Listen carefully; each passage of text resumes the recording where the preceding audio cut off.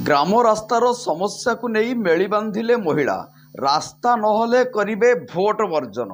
स्वाधीनतार 76 वर्ष पर कादुओ रास्ता जोगु हंतसत ग्रामवासी विकास डिंडिमी पिटिथुबा सरकार को वास्तव विकास नग्न चित्र यही ग्रामर रास्ता को देखिले जना पड़े।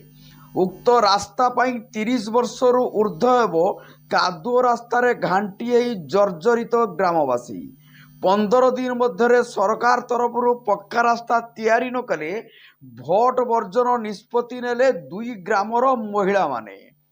सूचना मुताबक बाहानगा ब्लॉक पणपणा पंचायत स्थित नुआपड़ा ग्रामर मुख्य रास्ताटी उपरे 5टी ग्रामर लोक निर्भर करती हेले उक्त रास्ताटी कच्चा रास्ता होइतिबारु विभिन्न जगार खाल ढीप होई रहिछि। गाड़ी मोटर दूरर कथा असुविधार आंबुलेंस जीवाई सक्षम हो पारे ना। मो ना हूँ मधुस्मिता जेना घर आरएन पटना मुझे गाँव बासीटा आज 15 वर्ष है जब गाँव को आसिली ए रास्ता टी ना छुआ मैंने स्कूल जावाई बहुत असुविधा लोक मैंने जो जीवाई भी रास्ता खाल ढीप और पानी रे सब बेले वर्षा दिन बहुत असुविधा होची किंतु बुट समय जिते भोट नापी आसुँच से प्रतिश्रुति दौरान आम ये रास्ता करदे जीवु आरएन पटना नुआपड़ा 2टा रास्ता हो बोली किंतु बुट सरीगला ना रास्ता किसी से सब किसी ना आज को बहुत असुविधा चलु। तेणु आमर यो आगामी एमपी एमएलए भोट पाई जो आमर भोट नवापाई जिते आसुँच 15 दिन आमको जदि रास्ता जदि कौन प्रतिश्रुति न दि जाए ताले आमे आगामी रे भोट वर्जन करूँ।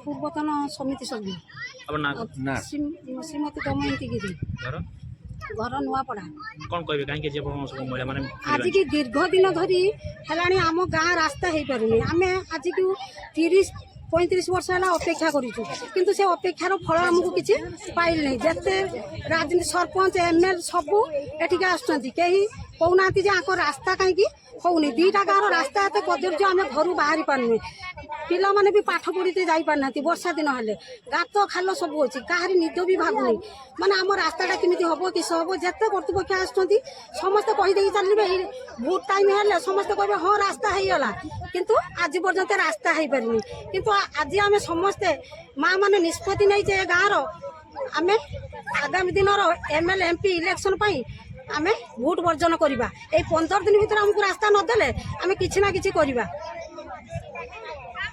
विशेष करी वर्षा दिने नुआपड़ा और रघुनाथपुर पाटणार लोक नाही नथिबा असुविधा भोगंती। बारंबार नेता मानंकु गुहारी जणाइथिले भी सुफल मिली नाही। केवल भोट बळे नेता माळ माळ देखिबा को मिली किंतु भोट परे गुहारी सुनिबा को काहारी समय नाही। उक्त कारण जोगु आज नुआपड़ा रघुनाथपुर पाटणार ग्रामर शताधिक महिला नुआपड़ा स्कूल पड़िया निकटर एकत्रित होई उक्त समस्या विषय आलोचना करने सह सोमवार दिन उपरिस्थ अधिकारी निकट रास्ता समस्या विषय अभियोग करिवार निष्पत्ति नहीं। 15 दिन भितर समस्यार समाधान नहले आगामी निर्वाचन रे उक्त दुई ग्रामर लोके भोट वर्जन करिवार निष्पत्ति नहीं। बाहानगारू शिशिर राय को रिपोर्ट जनता एक्सप्रेस।